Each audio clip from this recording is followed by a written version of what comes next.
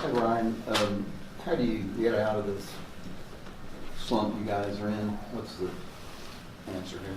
It's by showing up to practice every day and working and continuing to do what we do and what we did when we weren't in the slump.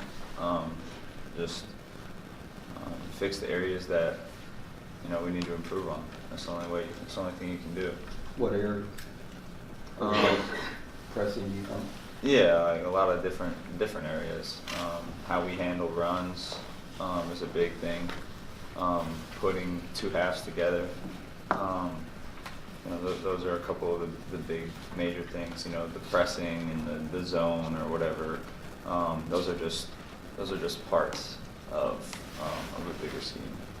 Do you feel like you guys are in a slump, or is it more of a factor of you played some really good teams, especially defensive teams lately? I think it's a combination.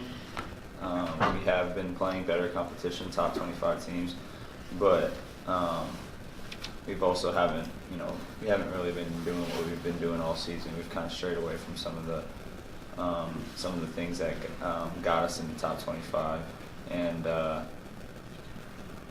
so I'd say it's kind of a combination. What kind of thing are you talking about? Well, like I was just saying earlier, like putting two halves together, having maturity to withstand runs, things like that.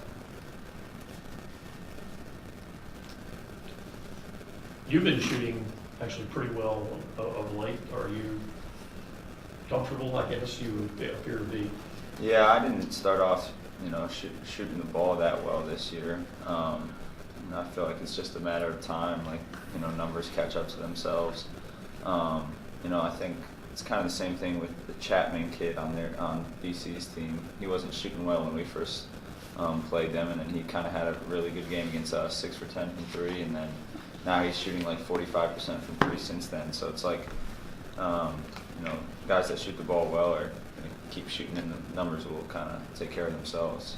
My teammates have been doing a really good job of finding me like in rhythm and in transition, trying to get me easier looks. So I think that has attributed to it. That first DC game was kind of a preview of what's bothering you guys now, wasn't it? Yeah. And blew it. Mm-hmm. Yeah, just putting two halves together, not taking a deep breath when we have a lead, withstanding a run. Basketball is a game of runs, so when the team goes on an 8-0 run or 10-2 run, having the maturity to, not fold. What goes into, you say having the maturity, but how do you avoid, if you've had that struggle the last few games, how do you avoid, falling into that pitfall again? I would say by not panicking and thinking that somebody has to do something special to, regain the lead or go and make our own run.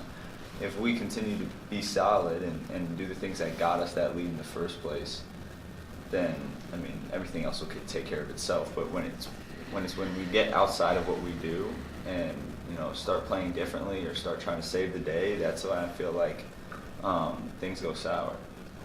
One more for Ryan, anybody? How close? You guys are in the non-conference and early parts of the conference, you were drawing a ton of fouls, getting the free throw line a lot. That is almost entirely the opposite now. Yeah. Is that quality of opponents? Is that starting to maybe not be able to get inside and drive a little bit more? Or what do you think that is? Well, the last two teams we played, Syracuse and Virginia, do a really good job of keeping the ball out of the lane. So I think it's kind of like before, a combination of the teams we've been playing, and we've kind of strayed away from it.